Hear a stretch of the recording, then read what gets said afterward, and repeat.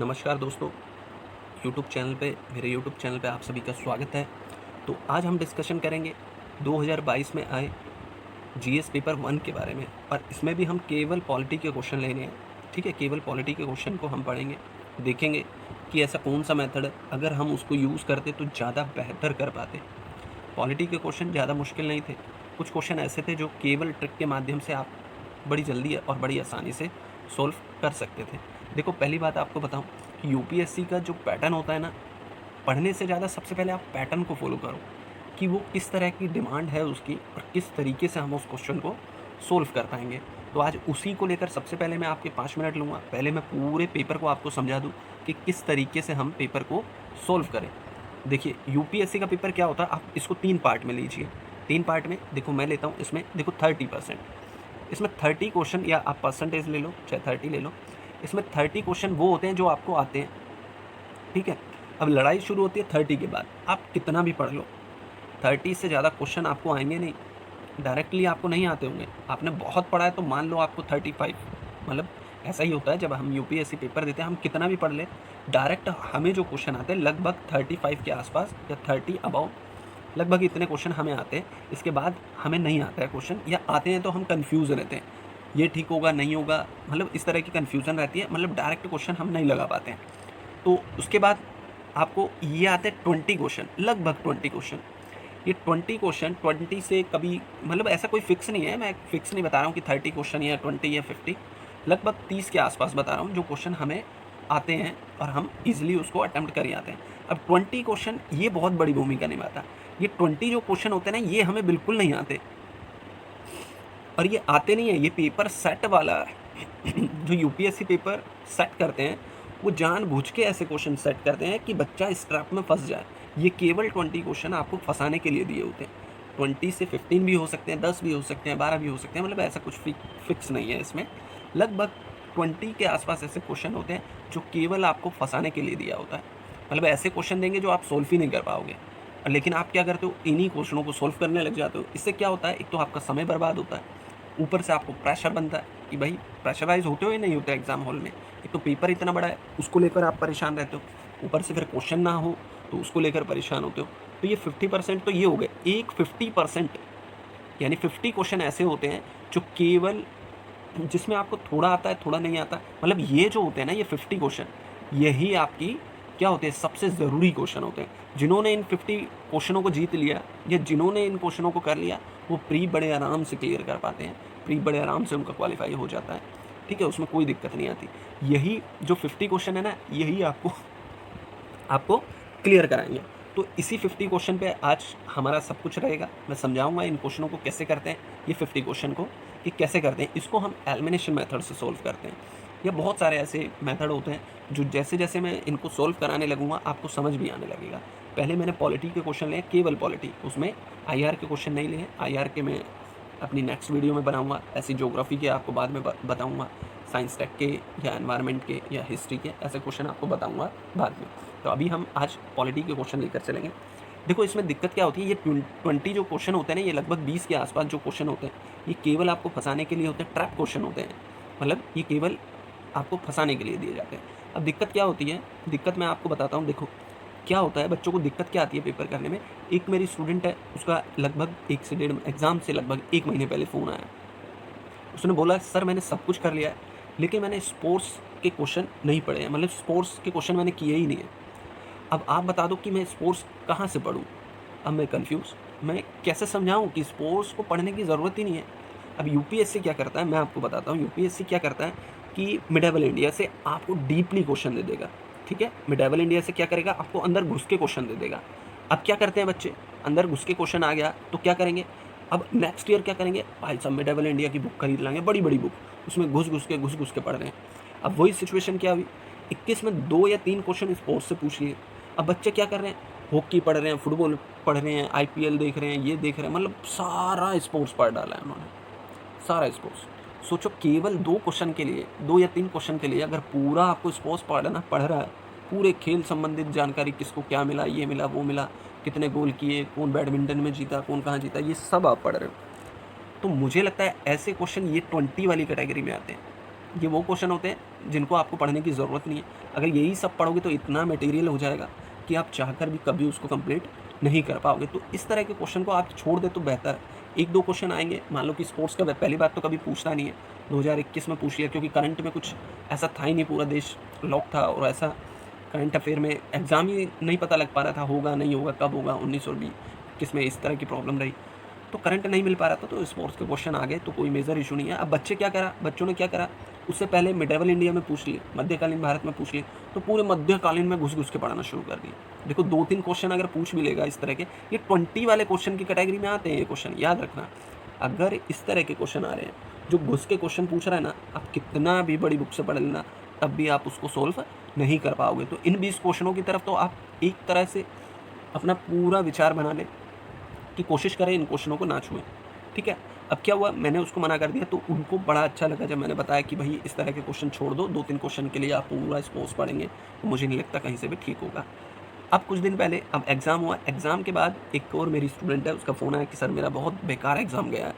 तो मैंने पूछा ऐसा क्या कारण है जो बिल्कुल आप स्ट्रिक्टली कह रहे हो कि मेरा नहीं हो पाएगा या बेकार हुआ? अब उसकी प्रॉब्लम क्या थी? उसकी प्रॉब्लम ये थी कि वो हिस्ट्री उसका ऑप्शनल था और हिस्ट्री की वो स्टूडेंट रही शुरू से। उसका ग्रेजुएशन भी हिस्ट्री ऑनर्स से रहा, ठीक है? एमए भी हिस्ट्री से रहा, ठीक है? उसका सब कुछ हिस्ट्री से रहा और ऑप्शनल भी उसका हिस्ट्री है। और इस बार हिस्ट्री में ऐसे क्वेश्चन पूछ लिए अंदर घुस के ऐसे क्वेश्चन पूछ लिए जो किसी को आते ही नहीं थे। अब देखो उस लड़की के साथ क्या हुआ, ये उसके साथ नहीं हुआ, लाखों बच्चों के साथ ऐसा होता है। मान लो किसी का पीएसआई आ रहा है, किसी का ज्योग्राफी है, किसी का एनवायरनमेंट है, मतलब सबके अपने-अपने ऑप्शनल है। अब क्या होता है उसमें भी इस तरह के क्वेश्चन 1-2 पूछ लिए जाते हैं, जो मतलब घुस के क्वेश्चन पूछा होता है, ट्रैप होता है, वो आपको फँसाने के लिए, आपका मोटिवेशन डाउन करने के लिए है, केवल आपको डराने के लिए वो क्वेश्चन है। वो क्वेश्चन आने के बाद क्या हुआ, उनको ऐसा लगा कि भई अब क्या होगा, उनको ईगो प्रॉब्लम आ गई। ईगो प्रॉब्लम क्या होती है कि मैं हिस्ट्री की स्टूडेंट हूँ, मैंने 3 साल ग्रेजुएशन हिस्ट्री में की, 2 साल एमए की, अब 2-3 साल से मैं हिस्ट्री ऑप्शनल पढ़ रही हूँ, फिर भी मैं हिस्ट्री के क्वेश्चन सॉल्व नहीं कर पा रही। तो वो क्या हुआ, उस वजह से उन्होंने ये 20 क्वेश्चन को करना शुरू कर दिया। अभी वो घबरा गई कि हिस्ट्री के क्वेश्चन ही मुझसे सॉल्व नहीं हो रहे, तो इस प्रेशर से उसके कई सारे क्वेश्चन गलत होते चले गए। अब सोचो, अब हमारे यूट्यूब चैनल पे हमारी एक मैडम है, शांति मैडम। शांति जो मैम है, वो इंटरव्यू भी दे चुकी है, ठीक है? मेंस भी लिख चुकी है, ठीक है? लेकिन वो क्या है, वो यूपीएससी की कोर स्टूडेंट है, मतलब कि एक इंटेलिजेंट जो स्टूडेंट होती है वो है वो। अब सोचो उनकी क्या क्वालिफ़िकेशन है, उन्होंने ग्रेजुएशन किया, एमए किया, जेआरएफ पूरी इंडिया में टॉप किया, टॉपर रही हैं, जेआरएफ टॉप किया है उन्होंने। सोचो मतलब रैंक 1 नहीं, मतलब जेआरएफ निकालना ही लगा लो, पूरी इंडिया में टॉपर है, ठीक है? और सोचो वो अभी हिस्ट्री में ही पीएचडी कर रही है। उन्होंने भी हिस्ट्री के जो अंदर घुस के क्वेश्चन की आए थे ना, उन्होंने भी वो क्वेश्चन को ड्रॉप किया, छोड़ दिया, वो क्वेश्चन नहीं किए। तो सोचो जब वो नहीं कर पा रही है, तो आप कहाँ से करोगे? तो इस तरह के क्वेश्चन केवल आपके ऊपर मानसिक दबाव बनाने के लिए दिए होते हैं। यही तो चेक किया जाता है। फ्री में आप इस तरह का दबाव ले लेंगे, किसी ट्रैप में आप फँस रहे हो, तो कैसे आप एक प्रशासन को चला पाएँगे? तो इस तरह के क्वेश्चन को आपको अवॉइड करना है, बिल्कुल से अवॉइड कर देना। लेकिन लगभग 20 के आस-पास कई बच्चों को ऐसा लगता है कि सारे ही क्वेश्चन ट्रैप है। ऐसा नहीं होता, 15 से 20 क्वेश्चन लगभग ऐसे होते हैं, जो बिल्कुल भी मतलब वो ऐसे क्वेश्चन होते हैं, वो मतलब करने के नहीं होते। जो पेपर सेट करते हैं उनको भी पता है ये क्वेश्चन कोई कर नहीं पाएगा, लेकिन फिर भी बच्चों को दबाव बनाने के लिए इस तरह के क्वेश्चन दे देते हैं। असली पेपर क्या होता है, ये 30। अगर आप 30 क्वेश्चन से कम कर रहे हैं या 30 क्वेश्चन से लगभग 30 क्वेश्चन से आपको कम क्वेश्चन आ रहे हैं, तो ये समझ लो आप गेम से बाहर हो। मतलब कम से कम आपको इतना तो पढ़ना है कि डायरेक्ट 30 क्वेश्चन आप लगा सकें। उसके बाद 50 का रोल शुरू हो जाता है। 50 में एलिमिनेशन मेथड होता है और यही आपका प्री क्वालिफाई कराता है। अब आगे हम चलते हैं, इसको मैं बताता हूँ कि 30 तो आप लगा लोगे, 20 आपको करना नहीं है, तो 50 को आप कैसे टैकल करेंगे, वो एलिमिनेशन मेथड क्या होता है, अब उसके बारे में हम पढ़ते हैं। देखो अब ये पहला ही क्वेश्चन एलिमिनेशन मेथड से शुरू होगा। देखो अब इसमें क्या दे रखा है, सान्याल समिति, HN सान्याल समिति की रिपोर्ट के अनुसार, ठीक है, न्यायालय की अवमानना, मतलब कोर्ट की जो अवमानना करते हैं, उसका अधिनियम 1971 में पारित किया गया। अब सोचो पारित किया गया, ये क्या अंदर घुस के पूछा गया क्वेश्चन है, लेकिन इसको छोड़ना नहीं है। अब इससे क्या होगा, आप डीमोटिवेट हो गए कि यार ऐसे कैसे मैं रिपोर्ट याद रखूँगा, तो कन्फ्यूज़न हो गई ना। और डेट भी दे रखी है 1971। अब आपको क्या पता ये ठीक है गलत है, क्योंकि डेट वाला क्वेश्चन है ना, यूपीएससी बच्चे याद नहीं कर पाते हैं, और मैं कहता हूँ ज़रूरत भी नहीं है, अगर ऐसे याद करेंगे तो दिक्कत होगी। अब यहाँ से डीमोटिवेट नहीं होना है, अगर ये आपको समझ में नहीं आ रहा है, इसको छोड़ दो अभी फ़िलहाल के लिए। अब अगला पढ़ो। अगला सेकंड में क्या कह रहा है, भारत का जो संविधान है, उच्चतम न्यायालय और उच्च न्यायालय को अपनी अवमानना के लिए दंड देने हेतु शक्ति प्रदान करता है। अब देखो ये क्या है, करेक्ट है। तो ये हमारा सेकंड ऑप्शन तो करेक्ट है, ठीक है, सेकंड ऑप्शन हमारा क्या है, करेक्ट है। तो ये अवमानना आप समझ रहे हो ना, जैसे न्यायालय ने कोई निर्देश दिया है या कुछ भी कोई भी डिसीजन दिया है, अगर पब्लिक में या कोई भी व्यक्ति कोर्ट का डिसीजन नहीं मानता है, हाई कोर्ट सुप्रीम कोर्ट का डिसीजन नहीं मानता है या उसकी आलोचना करता है, तो कोर्ट उसको सजा दे सकती है। अब थर्ड को हम पढ़ते हैं। भारत का संविधान सिविल अवमानना और आपराधिक अवमानना को परिभाषित करता है, ठीक है। देखो ये परिभाषित नहीं करता है, लेकिन फिर भी अगर आपको नहीं आता है या इसके बारे में आप नहीं जानते हो तो इसको भी छोड़ दो। अब आप फोर्थ पढ़ो। फोर्थ में क्या बोलता है ये, कि भारत में न्यायालय की अवमानना के विषय में कानून बनाने के लिए संसद में शक्ति निहित है। अब देखो इसमें तो कोई कन्फ्यूज़न है ही नहीं, क्योंकि जो भी कानून बनते हैं वो सारी पावर किस में होती है, संसद में होती है। तो ये हमारा ठीक है। अब सोचो 4 भी हमारा ठीक है, 2 भी हमारा ठीक है, ठीक है, 4 और 2 हमारा ठीक है। तो हमारा कौन सा ऑप्शन ठीक होगा, 4 और 2 हमारा ठीक है, तो 3 तो होगा नहीं, ठीक है, और 3 और 4 भी नहीं होगा, ठीक है। अब मैंने क्या कहा, 2 और 4 हमारा बिल्कुल करेक्ट है। तो 2 और 4 किस में है, पहले आप ये देखो 2 और 4 किस में है, 2 और 4 बी में है। तो ये हमारा बिल्कुल करेक्ट हो जाएगा। इसी को बोलते हैं एलिमिनेशन मेथड। अब सोचो हमें तो जो एक था इसके बारे में तो हमें कुछ पता ही नहीं था, मान लो इसके बारे में आप नहीं जानते हो, लेकिन ये 2 क्वेश्चन करेक्ट होने से ऑटोमेटिकली ये वाला क्वेश्चन भी आपका करेक्ट हो गया है। तो इसी को क्या बोलते हैं, एलिमिनेशन मेथड बोलते हैं। मतलब आपको क्वेश्चन नहीं समझ में आ रहा है तो भी आप इस तरीके से क्वेश्चन को ठीक कर सकते हैं। अगर आप ऐसे क्वेश्चन पेपर को सॉल्व कर रहे हैं तो डेफिनेटली आप प्री क्लियर कर पाएंगे, और नहीं भी कर पाएंगे तो ये है आप पहले से बेहतर अपने पेपर को दे पाएंगे। मान लो कि पहले आप 30 क्वेश्चन कर पा रहे थे, तो लगभग आप अब अटेम्प्ट करने की पावर आपकी बढ़ जाएगी। तो इसी तरह से हम आगे भी क्वेश्चन देखेंगे, ठीक है। आगे क्वेश्चन क्या कह रहा है, भारत के संदर्भ में, अब ये क्या कह रहा है, सरकारी विधि अधिकारी और विधिक फर्म अधिवक्ता मतलब एडवोकेट के रूप में मान्यता प्राप्त है, किंतु कॉर्पोरेट वकील, ठीक है, और पेटेंट न्यायवादी अधिवक्ता को मान्यता से बाहर रखा गया। अब देखो ये कई लोगों को समझ में आएगा, कई लोगों को नहीं आएगा। ये देखो वो लोग हैं जैसे कि कोई कंपनी में लीगल एडवाइज़र होते हैं, ये वो लोग हैं, ठीक है। तो ये क्या है, देखो एडवोकेट अलग होता है, लीगल अगर LLB कर लिया इसका मतलब ये नहीं है आप डायरेक्ट कोर्ट में जाके केस लड़ सकते हैं, ऐसा बिल्कुल भी नहीं है। आप केस नहीं लड़ सकते हैं, क्योंकि बार एसोसिएशन में आपको रजिस्ट्रेशन कराना पड़ता है, तभी आप केस लड़ सकते हैं, ठीक है। तो ये वाली बात बिल्कुल ठीक कह रहा है, ठीक है।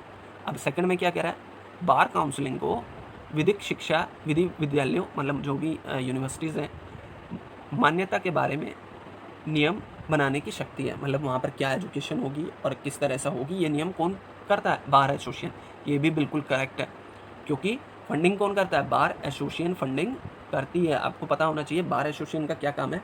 जितनी भी LLB या LLM यूनिवर्सिटी करा रही है तो उनको कंट्रोल करता है वो कौन, बार एसोसिएशन, वहाँ के एजुकेशन सिस्टम को। और वहाँ बार एसोसिएशन में उनका रजिस्ट्रेशन भी होता है, बहुत सारे प्रोसेस होते हैं। तो इसमें हमारा C ऑप्शन ठीक रहेगा।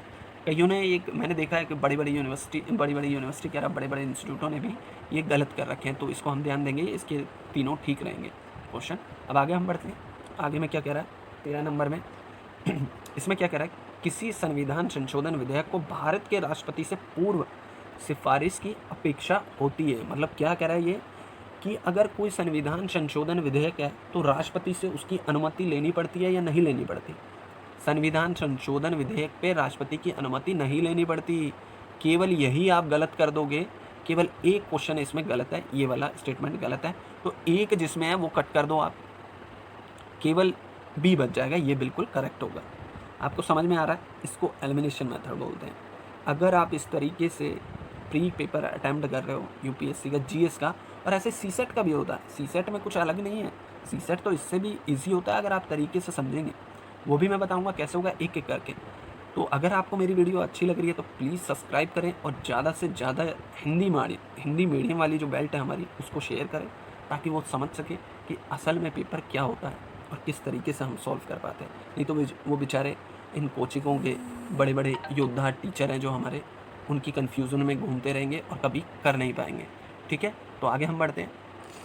आगे ये क्या कह रहा है, इसमें 14 में क्या कह रहा है, भारत का संविधान मंत्री को 4 श्रेणियों में बांटता है। बिल्कुल भी नहीं है, ऐसा तो बिल्कुल भी नहीं है, 4 श्रेणियों में नहीं बांटता है। ठीक है, ऐसा कॉन्स्टिट्यूशन में कहीं भी नहीं लिखा हुआ है। तो ये स्टेटमेंट बिल्कुल गलत है।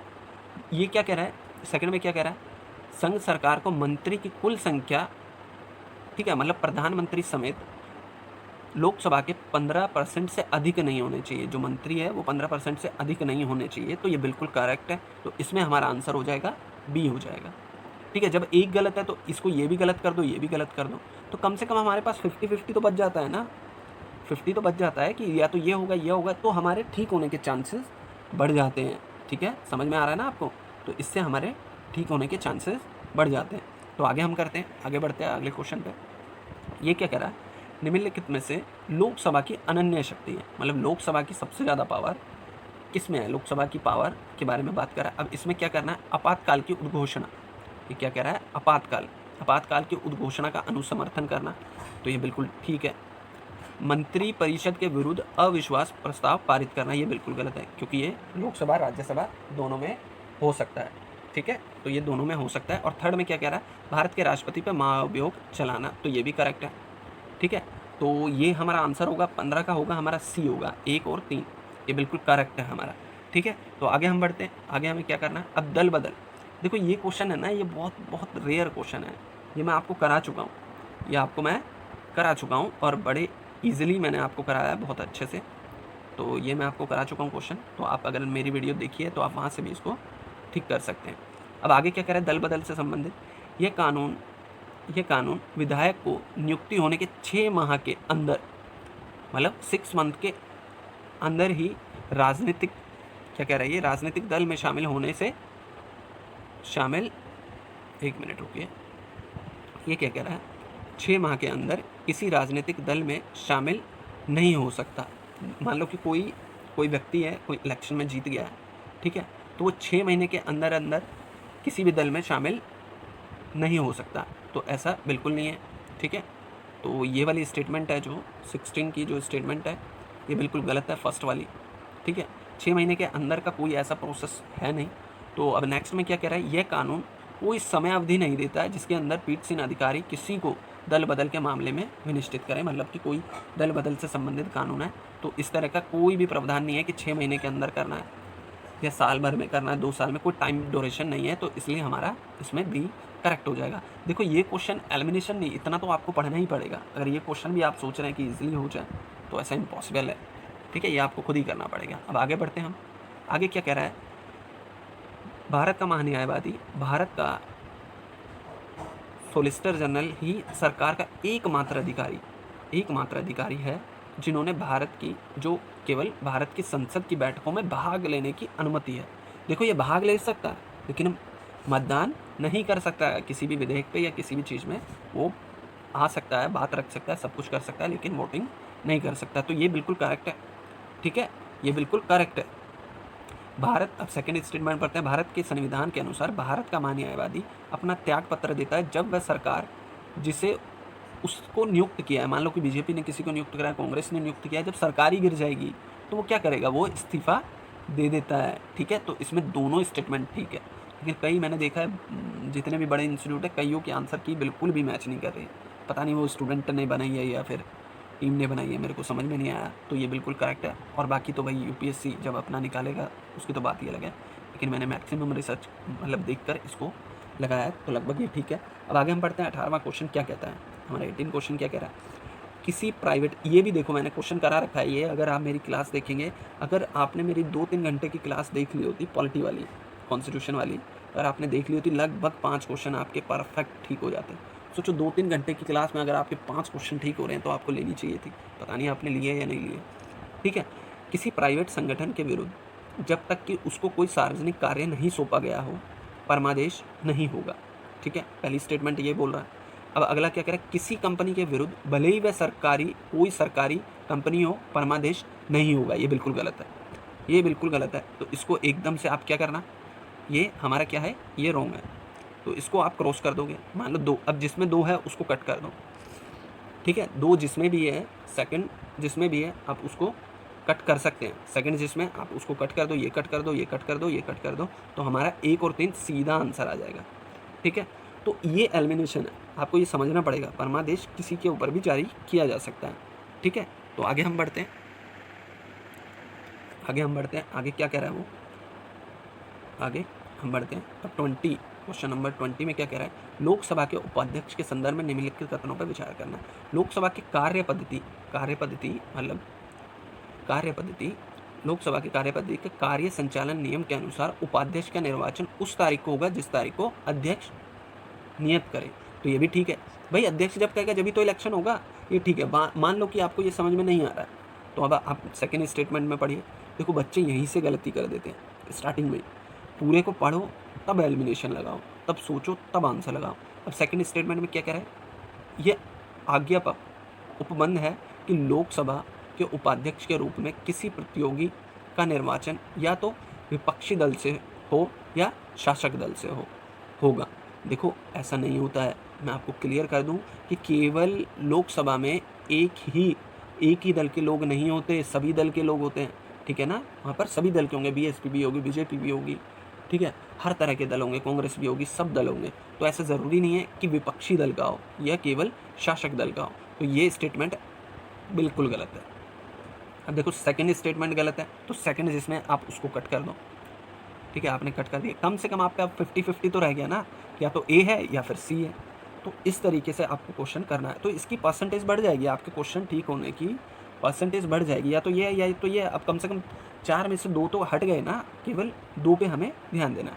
अब संसद की बैठक की अध्यक्षता करते समय उपाध्यक्ष की शक्ति वैसी होती है जैसे अध्यक्ष की उसे, अब देखो ये बिल्कुल ठीक है, ये स्टेटमेंट 3 जो है बिल्कुल ठीक है। देखो जब अध्यक्ष नहीं होगा तो सारी पावर क्या होगी, उपाध्यक्ष के हाथों में चली जाती है, सारी पावर उपाध्यक्ष के हाथों में चली जाती है और फिर वही क्या करता है, निर्णय करता है। तो ये तीसरा स्टेटमेंट भी हमारा ठीक होगा। अब फोर्थ में क्या कह रहा है, उपाध्यक्ष की नियुक्ति के बारे में सुस्थापित संसदीय पद्धति है कि प्रस्ताव अध्यक्ष द्वारा रखा जाता है और प्रधानमंत्री द्वारा विधित समर्थित होता है, ठीक है। अब ये कह रहा है, अब देखो हमारा 1 भी ठीक है और 3 भी ठीक है, 1 और 3 ठीक है बिल्कुल।